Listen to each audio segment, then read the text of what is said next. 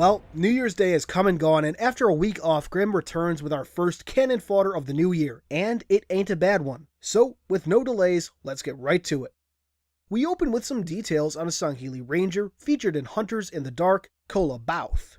This Sangheili, like so many others, served with unwavering devotion in the Ranger forces in the time of the Covenant. In late 2552, however, he began receiving secret messages from his brother, who was serving with the soon-to-be heretic Cesarefumi. Despite Cessa's demand to shut down all communication following first contact with 343 Guilty Spark, Kola's brother managed to send scattered messages detailing the truths revealed by the Oracle. In light of these messages, Kola's faith began to waver, and when the Great Schism broke out, he was all too ready to turn against the prophets. Following the end of the Covenant War, the Arbiter managed to meet with Kola personally and tell of his brother's death at the Arbiter's hands. As an act of restitution, the Arbiter offered a place in his emerging Swords of Sangheilios faction. With a chance to continue the fight that his brother had started, Kola accepted. In time, he found himself stationed on the Covenant corvette Mayhem, and in 2555 was assigned to the joint human Sangheili operation known as Farstorm. For the details on that mission, pick up the novel Halo: Hunters in the Dark. Following that, we get a few community questions answered. The first asks what kind of corvette Mayhem is, Covenant or Sangheili design. The answer is that Mayhem is an SDV-class heavy corvette. The second question asks if UNSC air vehicles are returning to Halo multiplayer, to which Grim answers yes. Kind of out of place for a Canon Fodder article, but since Halo multiplayer is considered part of the canon, I guess I can't complain too much. Besides, I'm way too stoked about the prospect of UNSC air vehicles. Come on 343, give us a Falcon. The final question this week asks, to quote, where does the aesthetic for the Sangheili minor armor seen in H2A multiplayer fit into the Halo narrative? To sum up Grim's answer, the armor isn't tied to the minor rank, but is a general design worn by Sangheili of various ranks. Basically, it's an iteration of the armor we saw commonly throughout Halo CE and Halo 2/Anniversary. I guess the logical follow-up would be, what's the difference between this one, the version from the campaign, the version in Halo Reach, and the version in Halo 3?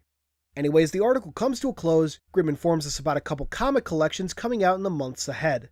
First is a hardcover collection of the Fall of Reach comic series. Adapted from the novel by Eric Nyland, the comic does a significantly superior job of adapting the story in comparison to the animated series.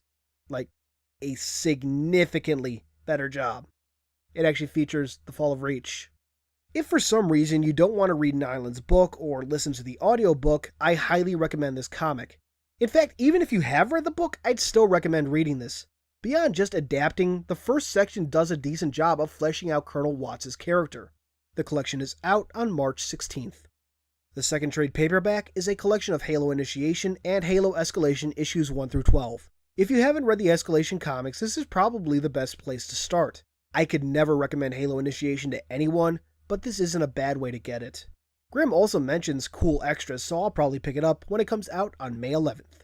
And that wraps up the main article, bringing us to the new universe entries. This week we have the Protectors of the Mantle, the Guardians, and the Protector of the Domain, the Warden Eternal. As we know, the Guardians were largely used to enforce peace on species deemed belligerent. Along with the EMP weapon seen at the end of Halo 5, Guardians are said to have other tools at their disposal. Hopefully we'll get to see some of those in the next main Halo title. As many figured, the Guardians were largely useless against the Flood, and the EMP weapon didn't work against Forerunner or other sufficiently advanced technology. You could probably take that to mean that the Guardians weren't of much use against ancient humanity either. Prior to the firing of the Halo array, the Guardians were buried until they could be called upon to serve the mantle again. The Warden is, like the Guardian entry, largely repeat info. He's an AI construct that can inhabit numerous bodies at once. Any direct connection to the Prometheans and/or the Didact, though, remains unknown. When Cortana entered the domain, the Warden was awoken and, convinced of Cortana's potential to succeed where the Forerunners had failed, offered his aid to her. From there, we know the story as presented in Halo 5. Despite the disputes seen in the game, particularly towards the end, he remains dedicated to her. Interestingly, the only reason he allowed the Master Chief and Blue Team to enter Genesis was to allow Cortana to interact with the physical world. It seems she needed a real Reclaimer to open the domain and enact her plan. So, in case any of you were wondering if the Librarian actually intended AIs to reclaim the mantle instead of humanity, there you go. Anyway, that wraps things up for today. A nice start to a new year full of possibilities. Before we go, know that, as of the making of this video, the Shadow of Intent review has been voiced and will go live this upcoming week.